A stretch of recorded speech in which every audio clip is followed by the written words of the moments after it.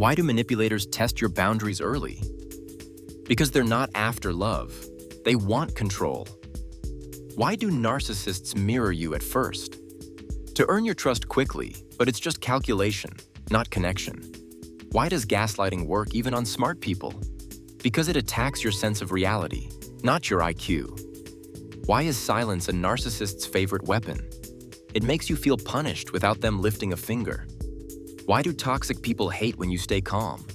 Because their power depends on your reactions. Why do narcissists panic when you don't react?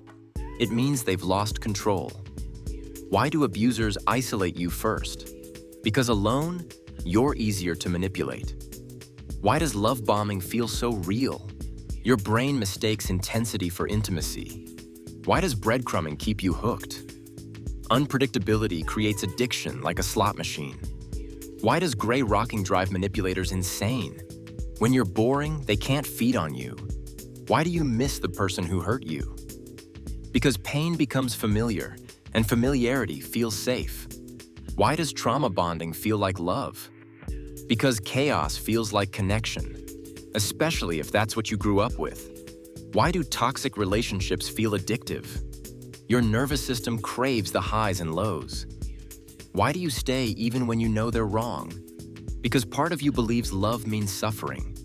Why is no contact the only way to heal? Every reply is a relapse. Why is closure a trap? Because you're seeking truth from someone who lied all along. Why do narcissists keep coming back until you don't let them? Because it was never love, just access. Why is "maybe I'm too sensitive" a red flag? Because you're blaming yourself for someone else's disrespect. Why do you feel like the problem around them? Because they convince you it's your fault. Why does leaving seem harder than staying at first? Because trauma bonds reward endurance, not peace. Why do Sigma males disappear instead of argue? Because they value peace over power. Why don't powerful men chase? Because they know their worth and don't need to prove it. Why is emotional detachment mistaken for toxicity? Because chaos is expected. Calm is mistaken for cold. Why is she obsessed with the guy who doesn't care? Because the absence of validation becomes a challenge. Why do some men avoid validation at all costs? Because attention often comes with a price. Why do strong men walk away without closure? Because they create their own peace. Why does being calm trigger insecure people? Because your silence reflects their chaos. Why does the man who doesn't play win?